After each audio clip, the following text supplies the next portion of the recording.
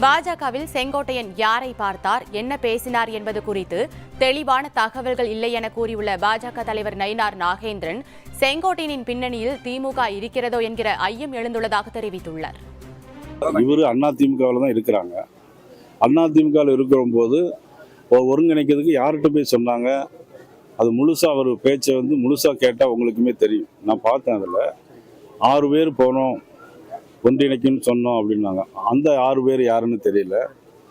யார்கிட்ட போய் ஒருங்கிணைக்க சொன்னோம் அப்படிங்கிறத அவர் தெளிவாக சொல்லலை. அந்த பேட்டியில் எதுவுமே தெளிவாக இல்லாதனால அதை பற்றி நான் இந்த கருத்தை சொல்ல முடியாது.